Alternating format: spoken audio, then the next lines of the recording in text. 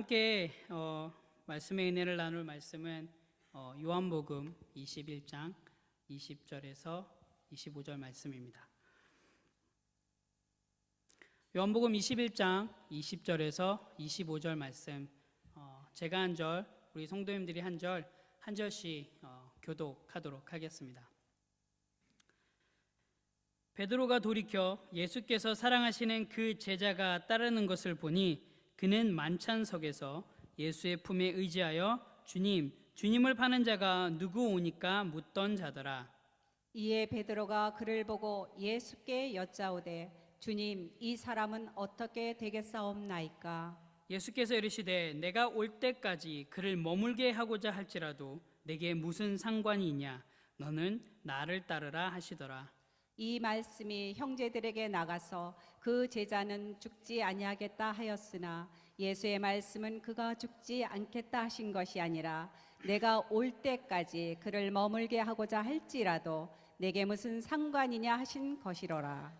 이 일들을 증언하고 이들을 기록한 제자가 이 사람이라. 우리는 그의 증언이 참된 줄 아노라.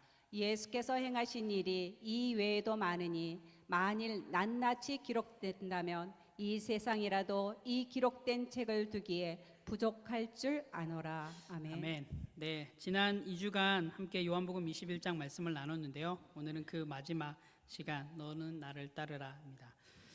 지난 2주간의 좀 말씀을 짧게 정리를 해보면 베드로는 엄청난 주님의 은혜를 경험했습니다. 밤새도록 고기를 한 마리도 잡지 못했지만 주님께서는 베드로를 직접 찾아와 주셨고 그리고 기적적인 포획을 가능케 하셨습니다. 그리고 더불어서 밤새 고기잡이로 허기진 베드로와 또한 제자들을 특별한 아침 식사로 초대해 주셨습니다. 함께 나눴던 것처럼 이 아침 식사는 주님의 변함없는 돌보심과 공급하심을 상징하는 오병이어적 식사였습니다. 또한 주님께서는 여기서 멈추지 않으시고 자신을 부인하고 배신했던 제자 베드로를 회복시키시고 그리고 목양의 특별한 사명을 맡기셨습니다. 그리고 더 나아가서는 스스로 포기했던 그 제자의 길로 다시금 초청하셨습니다. 그리고 더 나아가서는 베드로가 이제 끝까지 충성스러운 제자로 남을 수 있도록 보존하시겠다 하는 약속까지 베드로에게 허락해 주셨습니다. 여러분, 요한복음 21장이 사실은 19절에 끝나도 그리 아쉬움이 없습니다. 특별히 베드로에게는 자신이 배신했던 그 예수님으로부터 회복되고 다시금 격려받고 다시금 제자의 길로 갈 수 있도록 예수님께서 약속해 주셨기에 사실은 베드로에게 요한복음은 19절에서 끝나면 아주 완벽한 그림이 될 것입니다. 어쩌면 지금 요한복음을 읽고 있는 우리에게도 아주 완벽한 마무리처럼 보일지 모르겠습니다. 1절부터 19절의 말씀을 보면. 그런데 요한복음은 여기서 끝나지 않고 있음을 우리가 알 수 있죠. 20절에서 25절의 말씀이 있는데요. 오늘 읽은 요한복음 21장 20절에서 22절에 보면 완벽하게 아름답게 끝날 이야기들이 예상치 못한 반전들을 경험하게 됩니다. 좀 전까지만 해도 엄청난 주님의 은혜를 경험했던 그 베드로가 삽시간에 비교의식이라고 하는 그 늪에 빠지는 모습을 보게 됩니다.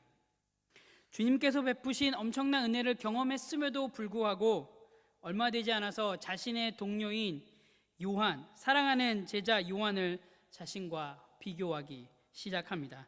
우리 한번 20절, 21절 말씀을 같이 한번 읽어볼까요? 우리 함께 읽도록 하겠습니다. 시작. 베드로가 돌이켜 예수께서 사랑하시는 그 제자가 따르는 것을 보니 그는 만찬석에서 예수의 품에 의지하여 주님을 파는 자가 누구 오니까 묻던 자더라. 이에 베드로가 그를 보고 예수께 여짜오되 주님, 이 사람은 어떻게 되겠사옵나이까? 자, 도대체 왜 베드로는 요한과 이런 비교의식에 빠지게 되었을까요? 이 질문에 답을 찾기 전에 우리가 먼저 좀 살펴보아야 될 하나의 그런 호칭이 있습니다. 그것은 바로 예수께서 사랑하시는 제자라는 호칭입니다.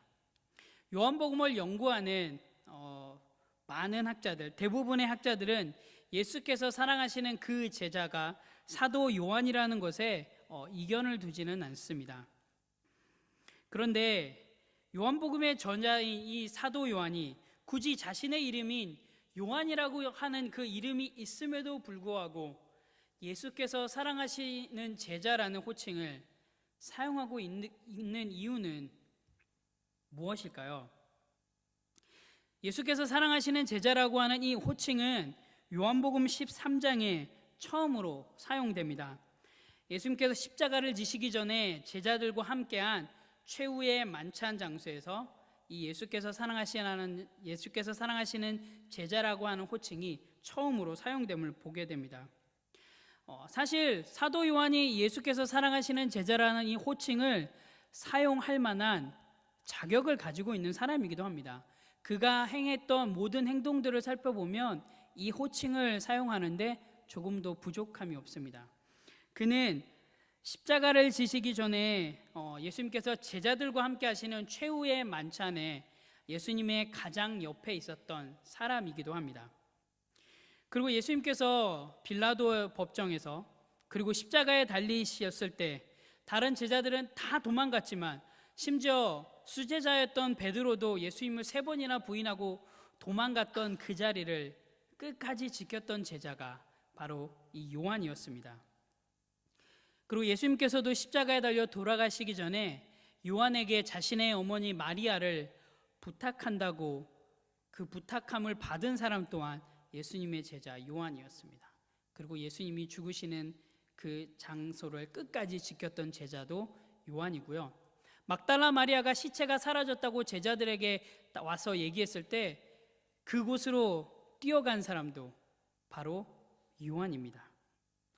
자, 이 정도면 사실 요한이 지금까지 예수님과 함께 하고 있었던 그 모든 모습을 봐서 자신이 예수께 사랑받는 제자라고 하는 그 호칭을 사용함에 사실은 조금 더 부족한 모습이 보여지지는 않습니다. 이 정도면 사실은 예수께서 사랑하시는 제자라는 호칭을 사용할 만한 것 같습니다. 그런데 요한이 예수께서 사랑하시는 제자라는 호칭을 사용한 것은 자신의 역할이나 업적 때문에 주님께서 편애하기 때문에 사용한 호칭은 절대로 아닙니다. 요한이 자신은 주님께 사랑받는 자라고 인식하고 있었던 가장 큰 이유는 예수님께서 자신을 대신해서 자신의 죄를 대신해서 죽으셨다는 사실을 깨달았기 때문입니다. 요한은 자신의 정체성을 바로 예수께서 십자가를 통해서 베푸신 그 사랑을 통해서 발견했기 때문입니다. 자신이 예수님을 위해서 무엇을 했는지 자랑하거나 뽐내기 위해서 예수께서 사랑하시는 제자라는 호칭을 사용한 게 아니라 오로지 십자가를 통해서 제시된 그 주님의 사랑을 몸소 경험하고 믿고 있는 사람으로서 자신의 정체성을 표현하기 위해서 예수께서 사랑하시는 제자라는 호칭을 지금 요한이 사용하고 있는 것입니다. 자, 다시 처음에 했던 그 질문으로 한번 돌아가 볼까요? 왜 베드로는 예수님이 사랑하는 제자 요한에게 시기, 질투심, 열등감을 느끼고 있을까요? 아까도 얘기했듯이 베드로도 요한이 어떤 사람인 걸 다 알고 있었을 것입니다. 최후의 만찬에 예수님 옆에 있었던 2명 중에 1명, 예수님을 끝까지 지켰던, 자신은 예수님을 배신했지만 이 요한은 끝까지 예수님과 함께했고, 예수님이 부활하셨다는 소리를 들었을 때도 누구보다도 먼저 달려갔던 그 요한, 심지어 예수님께서 죽기 전에 어머니를 부탁한다고 그 부탁까지 했던 그 요한, 이런 모든 상황들이 어쩌면 베드로로 하여금 요한에 대한 열등감을 가지게 했을지도 모르겠습니다. 그리고 더 나아가서는 지금 예수님과 특별한 시간을 갖고 있는데 디베라 바닷가에서 예수님과 단 둘이서 정말 속 깊은 대화를 나누고 있는 지금 이 상황을 뒤따라오고 있는 이 요한, 그 자신이 소중하게 여기는 이 시간을 어쩌면 방해하고 있는 것처럼 보이는 이 요한을 향해서 시기하고 질투하는 건 어쩌면 당연해 보일지도 모르겠습니다. 그래서 베드로는 그 비교 의식에 사로잡히면서 예수님한테 이렇게 질문을 합니다. 우리 21절 말씀을 다시 한번 볼까요? 우리 함께 읽도록 하겠습니다. 시작. 이에 베드로가 그를 보고 예수께 여짜오되 주님, 이 사람은 어떻게 되겠사옵나이까? 아멘. 네, 이 질문은 이런 질문입니다. 주님, 제가 앞으로 어떻게 될지 주님께서 방금 저에게 말씀해 주셨는데요. 자, 그렇다면 주님께서 사랑하시는 제자 요한은 앞으로 어떻게 되나요? 주님께서는 저에게 십자가에 못 박혀 죽게 된다고 얘기하셨는데 그러면 이 요한은 어떻게 되나요? 이렇게 질문을 하자 예수님은 엄청 엄하게 베드로의 이 질문에 답을 하고 계심을 성경을 통해서 볼 수 있습니다. 우리 22절 말씀을 같이 한번 읽어볼까요? 함께 읽겠습니다. 시작. 예수께서 이르시되 내가 올 때까지 그를 머물게 하고자 할지라도 내게 무슨 상관이냐? 너는 나를 따르라 하시더라. 아멘. 아멘. 요한복음 21장에서부터 사실 예수님의 모습은 인자하신 모습입니다. 자신을 배신했던 제자를 찾아오셔서 회복시키시고 아침 식사를 준비시고 또 함께 대화를 나누고 교제를 나누는 그 예수님의 모습과 사실 이 22절에 보이는 예수님의 모습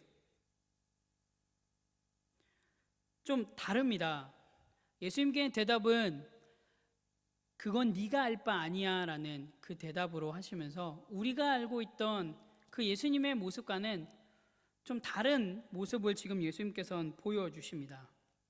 왜 예수님께서는 이 22절에서 인자하셨던 그 예수님께서 갑자기 돌변하시면서 베드로를 향해서 이렇게 엄하게 꾸짖고 계실까요? 그 이유는 비교 의식이라는 것이 제자의 길을 가는데 위험한 요소라는 걸 베드로에게 정확하게 명확하게 확인시켜 주시기 위해서입니다. 즉, 이 비교 의식이라는 위험에 노출된 제자 베드로를 향한 주님의 사랑의 표현이자 돌봄의 손길인 것입니다. 그래서 예수님께서는 내게 무슨 상관이냐, 너는 나를 따르라 라고 말씀하시면서 베드로, 네가 걸어가야 될 길과 요한이 걸어가야 될 길을 비교하지 말라라는 말씀을 지금 해주고 계십니다. 오직 주님 한 분만 바라보고 자기에게 주어진 십자가의 길을 충성스럽게 걸어가라라고 지금 말씀해주고 계신 것입니다. 사랑하는 성도 여러분, 혹시 여러분은 지금 신앙생활 하시면서 다른 그 신앙생활 하는 그 지체들의 그 신앙의 모습들을 보시면 혹시 부러워하신 적 있으신가요? 그들이 어떻게 예수님을 좇고 있는지, 그리고 어떤 방법으로 예수님을 좇고 있는지에 대해서 나도 저 상황이면 나도 저들처럼 할 수 있는데 내가 상황이 지금 허락지 않아서 못할 뿐이지 나도 저 상황이 되면 내가 저 사람들보다 훨씬 더 잘할 수 있을 거야 라고 혹시 생각해 보신 적 있으신가요? 만약에 그러신다면 꼭 기억하셨으면 좋겠습니다. 사실 하나님께서는 누구보다도 저와 여러분을 잘 아십니다. 그리고 무엇이 최상이란 것도 잘 알고 계십니다. 그런데 주님께서는 사실 항상 우리에게 쉬운 길을 허락하지는 않으십니다. 여러분의 삶의 여정들을 한번 돌아보셨을 때 여러분의 삶의 여정이 항상 쉬우셨나요? 지금 여기 계신 분 대부분이 저보다 삶의 여정이 아마 길으실 텐데 제 삶을 봐도 사실 쉽지 않았던 것 같은데요. 여러분의 삶은 어떠셨나요? 아마 쉽지 않은 여정의 길을 걸어오셨을 것입니다. 그런데 여러분의 삶의 여정을 돌아봤을 때 물론 쉽지 않았지만 주님께서 항상 선한 길로 좋은 길로 인도해 주셨다는 것을 여러분들이 직접 여러분의 삶의 여정을 돌아보면 아실 수 있을 것입니다. 안타깝지만 앞으로도 우리가 살아가는 그 삶의 여정은 쉽지만은 않을 것입니다. 주님께서는 항상 우리에게 쉬운 길만을 허락해 주시지는 않으실 것입니다. 때론 어려운 길도 허락해 주실 것입니다.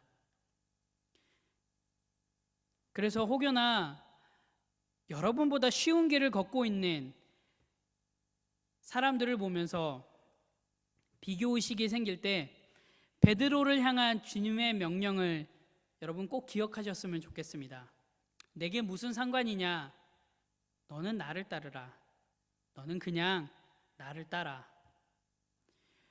사랑하는 성도 여러분, 예수님의 제자에게는 무엇을 하느냐가 사실은 문제가 아닙니다. 예수님의 제자에게는 누구를 좇느냐가 가장 본질적인 문제입니다. 그래서 한마디로 제자들은 예수님의 이끄심에 전적으로 의지하는 여정입니다. 자, 베드로와 요한이 걸어간 삶을 보면 베드로는 예수님께서 명령하신 것처럼 예수님의 그 양무리를 30여 년간 열심히 치고 먹입니다. 그러고는 십자가에 못 박혀 죽게 됩니다. 요한은 베드로가 죽은 후로도 30여 년을 더 살면서 목회를 하며 또한 많은 성경들을 저술하는 묵직한 성경들을 저술하는 그 일들을 감당하게 됩니다. 여러분 생각에 누가 더 대단한 삶, 위대한 삶을 살았다고 생각이 드시나요? 순교자 베드로라고 생각하시나요? 아니면 묵묵히 그 자리에서 맡겨진 사명들을 감당하면서 요한복음, 요한서신서, 요한계시록을 쓴 사도 요한이라고 생각이 드시나요? 사실 베드로의 삶과 요한의 삶, 그 누구의 삶도 열등하거나 그러거나 탁월하지 않습니다. 왜냐하면 제자의 삶은 누가 어떤 사역을 오래 했느냐, 그리고 얼마나 큰 성과를 이루었느냐가 아니라 그 과정 가운데 얼마나 예수님을 충성스럽게 따랐느냐에 달려있기 때문입니다. 사랑하는 성도 여러분, 그래서 우리가 해야 될 것은 주님께만 집중해야 됩니다. 여러분, 그 집중력을 잃으시면 안 됩니다. 우리가 주님께만 집중할 때 우리는 제자로서의 삶의 여정을 달려갈 수 있기 때문입니다. 제가 이 요한복음 21장을 계속 읽으면서 예전에도 든 생각이지만 이번에도 읽으면서 궁금한 부분들이 있었습니다. 여러분도 혹시 이 요한복음 21장 20절에서 25절을 읽으면서 궁금한 점이 혹시 있으셨나요? 저의 궁금한 점은 이거였습니다. 한번 25절 말씀을 같이 한번 보실까요? 함께 읽도록 하겠습니다. 시작. 예수께서 행하신 일이 이 외에도 많으니 만일 낱낱이 기록된다면 이 세상이라도 이 기록된 책을 두기에 부족할 줄 아노라. 아멘. 아멘. 자, 요한은 지금 25절에서 예수님에 대해서 들려줄 이야기가 너무 많아서 기록할 수 없다라고 이야기를 하고 있습니다. 그런데 반대로 생각하면 그렇게 예수님에 대해서 들려줄 이야기가 너무 많음에도 많아서 다 적을 수 없는데 왜 자신을 비교하는 베드로 이야기를 대뜸 이곳에 집어넣었을까요? 분명히 이 이야기보다, 자신을 비교하고 있는 이 베드로 이야기보다 예수님께서 행하신, 예수님께서 가르치신 더 좋고 더 은혜로운 말씀들이 많았을 텐데 왜 사도 요한은 지금 자신을 비교하고 있는 이 베드로 이야기를 19절에서 끝나도 될 만한 완벽한 마무리를 할 수 있는 이 21장에서 적어내고 있을까요? 당시 초대교회 내에서는 걸출한 두 지도자 사도 요한과 사도 베드로를 비교하는 일이 비일비재했을 것입니다. 초대교회 내에서도 순교자 베드로가 위대한 사도다라는 생각을 가진 사람들과 그래도 12제자 중에 가장 오랫동안 목회 활동을 하면서 성경을 쓴 사도 요한이 위대한 사도다라고 생각하는 사람들이 있었던 것 같습니다. 그래서 사도 요한은 지금 이 요한복음 20장 20절에서 이 25절의 말씀을 통해서 베드로를 향한 예수님의 그 꾸지람을 들려줌으로써 그들이 가지고 있었던 그 궁금증, 누가 더 위대한 사도냐라는 그 질문을 폐기하고 있는 모습을 보게 됩니다.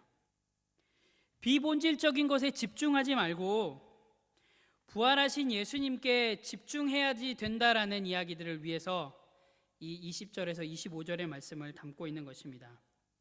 사랑하는 성도 여러분, 그렇다면 비단 베드로를 향한 이 예수님의 꾸짖음이 베드로를 향한, 그리고 당시 초대교회 성도들을 향한 그 꾸짖음에 그칠까요? 저는 그렇지 않다고 생각합니다. 이 꾸짖음은 오늘날 살아가고 있는 우리 모든 그리스도인들을 향한 예수님의 꾸짖음이라고 생각합니다. 우리도 베드로처럼 주님의 은혜를 받지만 순식간에 잊어버리고 비교의식에 사로잡힐 때가 많이 있지 않나요? 나를 따르라는 주님의 명령을 받은 지 채 몇 분이 되지도 않아서 예수님을 향한 그 집중력을 잃어버린 그 모습이, 그 베드로의 모습이 바로 저와 우리 성도님들의 모습이 아닐까요? 주님께서 베푸신 용서와 회복에 감격하기보다는 남을 평가하는데 우리의 시선이 쏠릴 때가 더 많지는 않았나요? 사실 우리는 다 알고 있습니다. 그리고 열심히 이야기하고요, 외치기까지 합니다. 자, 비교의식을 버려야 됩니다. 예수님께서는 우리의 모습을 있는 그대로 사랑하십니다. 주님은 우리의 겉모습을 보지 않습니다. 여러분의 속모습을 봅니다. 속마음을 보십니다. 내면을 보십니다. 사실 우리는 다 알고 있습니다.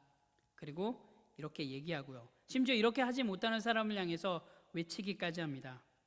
그런데 한국 속담처럼 사돈이 땅을 사도 배가 아프다고, 실제로 누가 좀 나보다 잘 되는 것 같으면 쉽게 불평하고요, 때로는 우울해지기까지 하고요, 더 나아가서는 분노까지 합니다. 솔직히 이 문제에 대해서는 자유로운 사람이 없을 거라고 믿습니다. 겉으로 표현하진 않을지 모르겠지만 다른 사람과 비교했을 때, 솔직히 비교 우위에 있을 때 여러분 예스 이렇게 표현하진 않겠지만 여러분 속으로 나름 흐뭇해하지 않으세요? 그래도 나는 쟤보다는 좀 나은데, 그래도 나는 김집사보다는 좀 나. 여러분, 제가 의사는 아니지만 오늘 본문에 나와 있는 베드로의 그 좀 병명을 제시를 하면 저는 이렇게 베드로의 병명을 좀 이야기해주고 싶습니다. 베드로의 병명은 주님께 집중하지 못하는 영적 ADHD라고 병명을 좀 정해주고 싶습니다. 영적 ADHD는 집중력 결핍 과운동성 장애라고 이야기를 합니다. 영적 ADHD를 갖고 있는 이 베드로의 연약함을 아시고 예수님께서는 상관하지 말고 너는 나를 따르라 라는 명령을 통해서 다시금 흔들렸던 그의 집중력을, 그의 초점을 재조정하고 계신 것입니다. 사랑하는 성도 여러분, 그렇다면 여러분들은 어떠신가요? 우리는 어떤가요? 혹시 우리도 영적 ADHD를, 그 병을 앓고 있지는 않은가요? 제가 비록 의사는 아니지만 영적 ADHD를 치료하는 방법들을 오늘 알려드리도록 하려고 합니다. 너무 간단합니다. 영적 ADHD를 치료할 수 있는 방법은 다른 사람과 자신을 비교하지 말고 부활하신 예수님께 집중하는 것입니다. 즉 주님께서 이끄시는 대로 나아가는 것입니다. 예수님께서 가라 하면 가고요, 서라 하면 서고요. 때론 힘들고 두려워도 주님께서 한 발짝 더 갈래라고 하면 그래도 순종하는 것입니다. 그리고 때로는 내 생각으로는 좀 더 갈 수 있을 것 같은데 예수님께서 멈추라고 하면 그냥 그 자리에 멈추는 것입니다. 이렇게 의식적으로 끈질기게 주님께 집중하며 살아가는 것이 바로 우리의 영적 ADHD 병을 치료하는 방법이고요. 또한 우리의 비교 의식을 치료하는 방법이기도 합니다. 베드로에게 너는 나를 따르라 라고 명령하실 때 예수님의 목소리가 어쩌면 엄하게 들릴지도 모르겠습니다. 그런데 이 엄하게 들릴지 모르는 이 목소리 속에는 사실 우리와 함께 동행하자는 예수님의 초청이 포함되어 있습니다. 예수님과 함께 동행하자는 예수님의 초청이 포함되어 있습니다. 즉 부활하신 주님과 친밀한 그리고 인격적인 동행을 하자라는 주님의 초청이 포함되어 있습니다. 사랑하는 성도 여러분, 지금도 예수님께서는 여러분들에게 계속적으로 얘기하고 계십니다. 상관하지 말고 너는 나를 따르라. 상관하지 말고 너는 나를 따를래? 라고 이야기를 하고 계십니다. 그리고 초청하십니다. 여러분 이 초청에 응하실 준비가 되셨나요? 여러분 이 초청에 예 주님, 저는 주님만을 따르겠습니다 라고 대답하실 준비가 되셨나요? 자, 그렇다면 이제 주님의 발자취를 조차 십자가를 지는 삶을 사시기 바랍니다. 사실 십자가를 지는 삶은 존재하고 있는 게 있습니다. 그 존재는 바로 어려움과 고난과 핍박입니다. 십자가를 지는 삶의 전제 조건은 어려움과 고난과 핍박입니다. 여러분 그럼에도 불구하고 십자가를 지실 준비가 되셨나요? 여러분의 삶에 어려움과 고난과 핍박이 있음에도 불구하고 그런데 잊지 않으셨으면 좋겠습니다. 우리의 삶에 어려움과 비난과 핍박이 있다 할지라도 이 십자가를 지는 삶의 궁극적인 마지막 종착지는 바로 부활이라는 사실을 잊지 않으셨으면 좋겠습니다. 사랑하는 성도 여러분, 여러분들도 이 대역전 드라마에 함께 참여하셨으면 좋겠습니다. 여러분의 삶을 통하여서 예수님을 통하여서 이 십자가를 지는 삶을 통하여서 대역전 드라마가 펼쳐지셨으면 좋겠습니다. 우리가 복음을 위해 살아갈 때, 십자가를 지는 삶을 살아갈 때 분명히 고난은 있을 것입니다. 그런데 동일하게 잊지 않으셨으면 좋겠습니다. 이 고난 또한 과정일 뿐이라는 사실을, 이 과정을 지나가고 그 마지막 종착역에는 영원한 하늘나라가 있음을 잊지 않으셨으면 좋겠습니다. 비록 세상의 눈으로는 우리가 망하는 것처럼 보일지 모르겠습니다. 그런데 망하지 않는 존재가 바로 저와 여러분, 우리 예수님 믿는 그리스도인입니다. 아니, 절대로 망할 수 없는 존재가 바로 저와 여러분, 우리 그리스도인입니다. 우리 요한복음 11장 25절 26절 말씀을 같이 한번 볼까요? 함께 읽도록 하겠습니다. 시작. 예수께서 이르시되 나는 부활이요 생명이니 나를 믿는 자는 죽어도 살겠고 무릇 살아서 나를 믿는 자는 영원히 죽지 아니하리니 이것을 내가 믿느냐. 아멘. 여러분 믿으십니까? 아멘. 네, 우리는 영원히 죽지 않습니다. 절대로 망하지 않습니다. 왜냐하면 우리에게는 영원한 하늘나라의 소망이 있기 때문입니다. 사랑하는 성도 여러분, 지금 여러분의 마음에 예수님께서 찾아오셔서 이렇게 이야기하고 계십니다. 아무개야, 상관하지 말고 너는 나를 따를래? 상관하지 말고 너는 나를 좀 따르라 라고 이야기하고 계십니다. 사랑하는 성도 여러분, 이번 한 주간 정말 주님께 집중하셨으면 좋겠습니다. 어떠한 상황 가운데서도 여러분 주님을 향한 그 집중력을 잃지 않으셨으면 좋겠습니다. 그리고 여러분들이 예수님께서 여러분들을 회복하셨던 것처럼, 그리고 제자의 길로 부르셨던 것처럼 십자가를 지고 주님의 발자취를 따라가셨으면 좋겠습니다. 그리할 때 세상이 우리를 통해, 우리의 삶을 통해 하나님의 하나님 되심을 분명히 발견하게 될 것입니다. 이번 한 주간 그렇게 하나님의 말씀을 통해 그리고 여러분의 삶을 통해서 하나님의 하나님 되심을 증명하는 하나님의 귀한 도구의 삶이 되시길 예수 그리스도의 이름으로 간절히 축원합니다. 아멘. 우리 같이 기도하겠습니다. 하나님 감사합니다. 지난 3주간 우리 요한복음 21장 말씀을 통해서 하나님의 은혜들을 나누었습니다.